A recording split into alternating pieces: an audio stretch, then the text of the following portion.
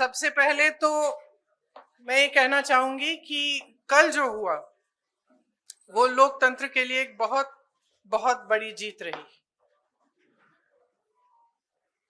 जो सरकार की साजिश थी संघीय ढांचे को बदलने की, लोकतंत्र को कमजोर करने की, उसको हराया गया, उसको रोका गया। ये संविधान की जीत थी, देश की जीत थी और विपक्ष की एकता की जीत थी। और वो साफ साफ सत्ता पक्ष के नेताओं के चेहरों पर दिख रही थी, आप सबने भी देखा होगा। देखिए, गृह मंत्री जी और प्रधानमंत्री जी का भाषण सुन रही थी। कई बार दोनों ने अलग अलग मौकों पर अपने भाषण में कहा कि आप लोग अगर इसके साथ सहमत नहीं होंगे तो आप कभी यहां नहीं बैठ सकते, आप कभी सत्ता में नहीं आ सकते, आप कभी जीत नहीं सकते। और इससे बहुत साफ हो गया कि इनकी मंशा क्या थी। हम सब थोड़ा चौंके हुए थे कि अचानक ये सत्र बुलाया जा रहा है, विधानसभा चल रहे हैं 2 प्रदेशों में, अभी अचानक बुलाया जा रहा है, बड़ी जल्दबाजी की जा रही है। किसी को मालूम नहीं था एक दिन पहले तक कि क्या आने वाला है, मसौदे में क्या होगा। मसौदा सार्वजनिक करते हैं सिर्फ एक दिन पहले ताकि हमें समय भी नहीं मिलता। तो हम सब सोच रहे थे कि ये सब क्या हो रहा है और क्यों हो रहा है। मेरे ख्याल से पूरी साजिश जो रची गई षड्यंत्र की तरह, कि किसी न किसी तरह से हमें सत्ता में रहना है। अगर अभी नहीं किया जाएगा तो 2029 तक जो ये करना चाह रहे हैं परसीमन, 2011 के जनगणना के आधार पर वो नहीं खत्म हो पाएगा। तो ये सब करने के लिए एक तरह से प्लान बनाने के लिए कि परमानेंटली हम सत्ता में कैसे रह सकते हैं और कैसे करें, महिलाओं का इस्तेमाल करके, महिलाओं के नाम पर हम आरक्षण लें। अगर ये लोग सहमत होंगे, पारित हो जाएगा तो एक तरफ हम ये कर लेंगे, दूसरी तरफ से हमें सारी स्वतंत्रता मिल जाएगी कि काट-पीट भी करिए सीटों में, किसी तरह से भी आप परसीमन करा दीजिए। 2011 के जनगणना के आधार पर होगा तो जाति जनगणना का भी कोई उनको रिकॉग्निशन नहीं लेना पड़ेगा। तो ये साफ है कि उन्होंने सोचा चलो पारित हो जाएगा तो जीत, पारित नहीं होगा तो हम हर नेता के सामने बाकी पार्टियों को महिला विरोधी कहकर महिलाओं के मसीहा बन जाएंगे। तो आप महिला हैं, हम जानती हैं कि महिलाओं का मसीहा बनना इतना आसान नहीं है, करके दिखाना पड़ता है। एक इतिहास है, कांग्रेस पार्टी का एक इतिहास है, विपक्षी दलों का एक इतिहास है, भाजपा का इतिहास है महिलाओं के संदर्भ में। और वो इतिहास बहुत स्पष्ट है। आपके खड़े होने से सदन में उसका विपरीत कहने से कोई फर्क नहीं पड़ता। महिलाएं देख रही हैं, उन्नाव को देखा, हाथरस को देखा, ओलंपिक की खिलाड़ियों को देखा, यहीं दिल्ली में सड़क पर बैठी थी, किसने पूछा उनको? मणिपुर में महिलाओं को देखा, किसने पूछा? और आज आप संसद में खड़े होकर कह रहे हैं हम मसीहा बनना चाहते हैं महिलाओं के। तो ये बहुत स्पष्ट है कि ये महिला आरक्षण बिल की बात नहीं थी, ये परसीमन की बात थी। और परसीमन इनको इस आधार पर करना था जिसमें इन्हें जाति के आंकड़े नहीं देखने की जरूरत होती और अपनी मनमानी करने की पूरी स्वतंत्रता मिलती। तो ये बिल्कुल मुमकिन ही नहीं था कि विपक्ष उनका साथ दे।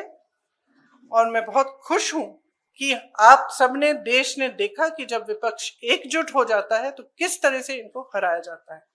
किसी ने मुझे पूछा आते हुए कि ब्लैक डे है, आप ये सरकार कह रहे हैं कि ब्लैक डे है। ब्लैक डे इनके लिए इसलिए है क्योंकि पहली बार इनको धक्का लगा जो लगना चाहिए था। आज की महिलाओं की समस्याएं बहुत ज्यादा बढ़ रही हैं, संघर्ष बढ़ रहा है। बेवकूफ नहीं है महिलाएं, सब कुछ देख रही हैं। वो पीआर, मीडियाबाजी वो अब नहीं चलेगी।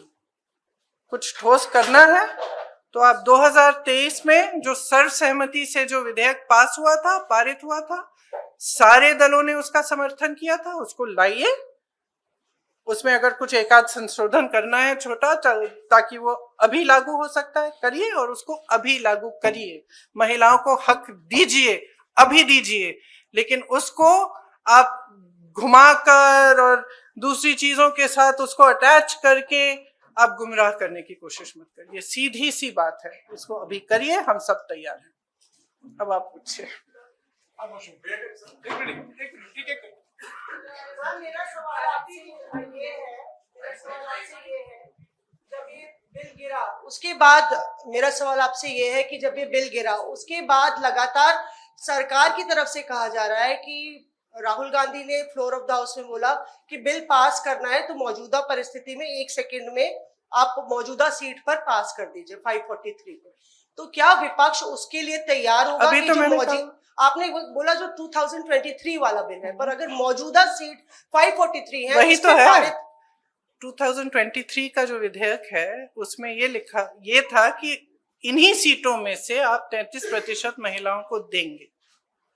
मैम उसमें लिखा था कि सेंसस के बाद डिलिमिटेशन होगा, उसके बाद तय की जाएगी, जो भी सीट होंगी उस पे 1/3 मिलेगा। तो यानी कि सीटें बढ़ती, पर नहीं, 543 में से ही था। तो उसके लिए आप लोग तैयार हैं? हाँ, बिल्कुल तैयार है जी। प्रियंका जी, दो दिनों तक हमने बहस देखी और अब क्रेडिट उधर से भी क्लेम किया जा रहा है, आप लोग भी दावा कर रहे हैं। नहीं, हम क्रेडिट का दावा नहीं कर रहे हैं। सवाल हम आपको इतिहास के बारे में बता रहे हैं। कांग्रेस पार्टी ने 1928 में शुरू की ये बात, और कांग्रेस पार्टी की ही ये बात थी जिस वजह से आज आजादी के पहले दिन से महिलाओं को भारत में वोट डालने का मौका मिला और अधिकार मिला।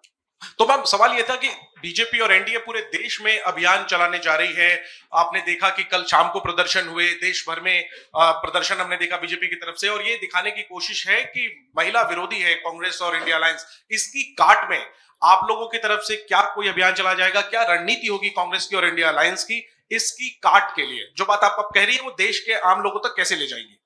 देखिए, जैसे मैंने कहा, देश की जनता जो है उसमें बहुत ही ज्यादा विवेक है। अगर इनको अभियान करना है पूरे देश भर में, खुलकर करें। लेकिन आज देश उस परिस्थिति में नहीं है जो 12 साल पहले था, और शायद कभी कभी ये होता है कि जब सत्ता बढ़ जाती है लोग सच्चाई नहीं बताते हैं नेताओं। तो इस पूरे ये जो पूरा पिछले 2-3 दिनों में हुआ, इससे कुछ हद तक ये भी दिख रहा है कि ये समझ नहीं पा रहे हैं कि आज भारत बदल गया है। भारत की जनता देख रही है, समझ रही है कि मीडियाबाजी, पीआर बाजी, ये बड़े बड़े अभियान, इतना सारा पैसा डाला जाता है इसमें, ये चल नहीं रहा है। ये अब चल नहीं रहा है। कल बार बार अमित शाह जी कह रहे थे, आदरणीय अमित शाह जी कह रहे थे कि हमारी बातों पर भरोसा करिए। कोई भरोसा नहीं कर रहा है। असली पॉइंट तो ये है कि जनता का भरोसा उठ रहा है। तो आप जब कुछ कह रहे हैं तो उसको फेस वैल्यू पे जनता आज नहीं ले रही है। प्रियंका जी, कल जो कुछ हुआ उसके बाद जो बीजेपी कह रही है कि they will launch a country-wide campaign to dub the entire opposition, including the Congress, as anti-women. और जैसे आपने अमित शाह जी की बात करी, तो अमित शाह जी ने आपकी राजनीतिक सूझबूझ की भी बहुत तारीफ करी कल लोकसभा में। तो what would be your advice or the campaign, the Congress plan to counter this campaign? See, I think it's very, very clear.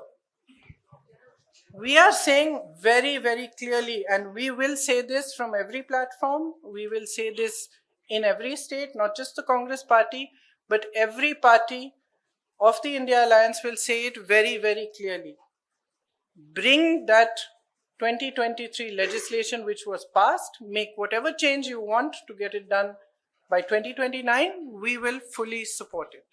We will say this again and again, all over the country. And the other point that I was making in Hindi earlier was that things have changed for this government. It's very visible from their actions. Firstly, they are under a lot of international pressure. It's very, very clear.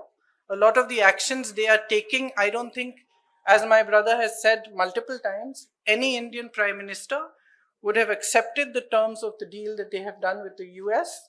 unless there was massive pressure. He is obviously under massive pressure. It is very obvious. So public is seeing this. The public continues to suffer with multiple problems. The price of gas, price of fruit, vegetables, everything has gone up, and especially the burden of this is on the shoulders of women. And it's across class, across caste. It does not matter whether you're a rich woman, poor woman, whether you live in an urban center, whether you live in the villages. Your problems are increasing. And there is nothing coming from the government to resolve them.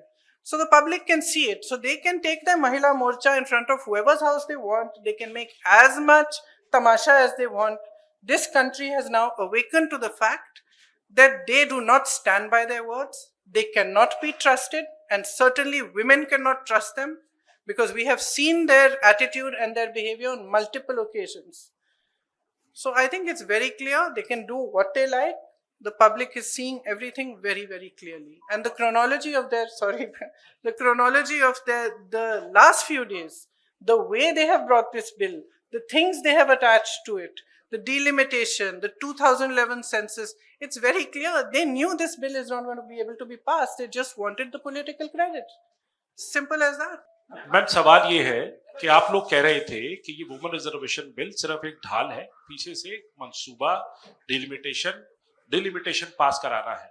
अभी भी delimitation bill के लिए कल जब जो मंत्री किरण रिजिजू है उन्होंने कहा कि बाकी दो बिल अब मैटर नहीं करता है, इसको हम बाद में पुट अप करेंगे। डिलिमिटेशन की मैं बात कर रहा हूँ, उस पे आप लोग कैसे आगे इसको चीज रखेंगे? हमारा स्टैंड बहुत क्लियर है, पूरे अलायंस ने अपना स्टैंड बहुत क्लियर किया है, और इस वोट से और भी स्पष्ट हुआ है कि हमारी मानसिकता में, मानसिकता नहीं, हमारी समझ में ये जो बिल लाया गया और ये जो 3 दिनों की चर्चा चली, ये महिला आरक्षण की नहीं थी, ये परसीमन पर ही थी। और इस पर हमने अपने विचार बहुत स्पष्टता से व्यक्त कर लिए हैं।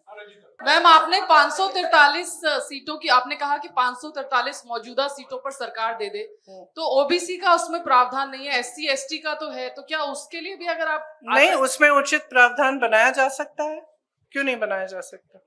और दूसरा मैम, सरकार के नैरेटिव को काउंटर करने के लिए, क्योंकि सरकार कह रही है कि हम सड़क पर जाएंगे, संसद से सड़क तक की लड़ाई लड़ेंगे, तो क्या कांग्रेस का भी कोई ऐसा थॉट प्रोसेस है कि हम भी सड़क पर जाएं, और अगर जाएंगे तो क्या कोई रूपरेखा? देखिए, इन्होंने ये पूरा प्लान पहले से बनाया था, शायद ये भी इस प्लान का हिस्सा था।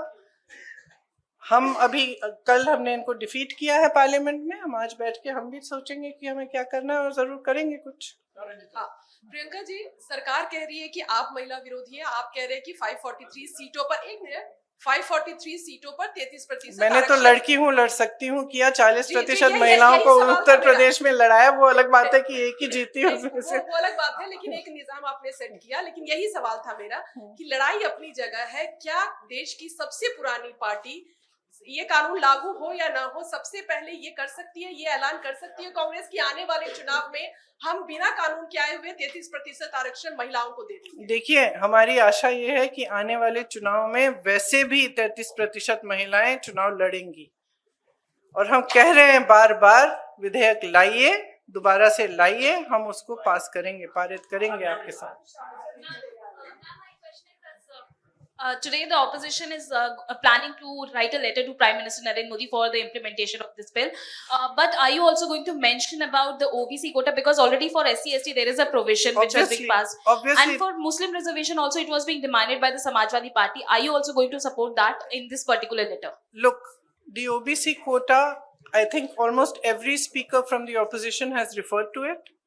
We are all saying that if there are women's reservations, just like there will be 1/3 reservations in the ST and the SC, there has to be a OBC reservation which is commensurate to the number. That's it. Priyanka ji, मेरा नाम पूनम है और मैं अमर उजाला से हूँ।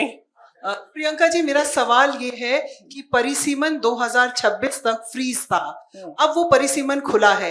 आपने कल कहा कि महिला संशोधन विधेयक इसलिए नहीं लाया गया कि परिसीमन मनमाना था, अब परिसीमन होना है, तो कांग्रेस की दृष्टि में वो परिसीमन किस प्रारूप में होना चाहिए और उसके लिए क्या कुछ कांग्रेस की मांग रहेगी? हमने बार बार कहा है कि परिसीमन से पहले जातीय जनगणना होनी चाहिए। उसके आधार पर होना चाहिए। देखिए, ये परसीमन आयोग बनाना चाहते हैं जिसमें ये 3 जने अपने लगाएंगे, जैसे इन्होंने बाकी सारे आयोग बनाए हैं और सबको कैप्चर किया है। तो हम भरोसा कैसे करें? आपने देखा परसीमन में इन्होंने असम में क्या किया है और JNK में क्या किया है। विपक्षी दलों के नेताओं की सीटों का विभाजन, अपनी मनमानी से काटपीट। JNK में कुछ सीट ऐसी हैं जहां एक जगह एक हिस्सा इधर है, एक हिस्सा उधर है, सिर्फ अपनी सत्ता बनाए रखने के लिए। कौन भरोसा कर सकता है? जनता भरोसा नहीं कर रही है। आप कह रहे हैं कि हम भरोसा करें उनकी।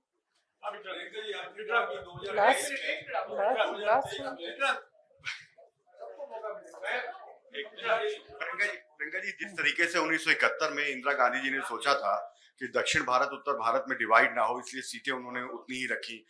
इवन 2001 में अटल बिहारी वाजपेयी ने भी यही सोचा कि दक्षिण भारत उत्तर भारत के बीच में डिवाइड ना हो, उन्होंने भी फ्रीज रखा। तो क्या आप सरकार से डिमांड करेंगे कि सीटें वो 543 ही रखे, आगे ना बढ़ाए, जैसा कि इंदिरा जी ने और अटल जी ने कहा? देखिए, जैसे इंदिरा जी और अटल जी ने कहा और किया, उस पे फ्रीज की वजह थी। हम ये सिंपल बात कह रहे हैं कि ये जो आप प्रोपोर्शन को बदलना चाहते हैं, ये जो आप कुछ प्रदेशों को का वजन बढ़ाना चाहते हैं, जो छोटे प्रदेश हैं, जो साउथ के प्रदेश हैं, ये कहें कुछ भी, हम इनकी बातों पर भरोसा नहीं कर सकते।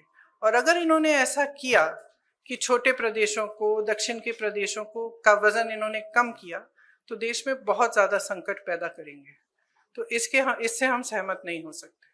तो हम बिल्कुल इस पक्ष में हैं कि जैसा है वैसा ही रहना चाहिए, प्रोपोर्शन के तौर पर।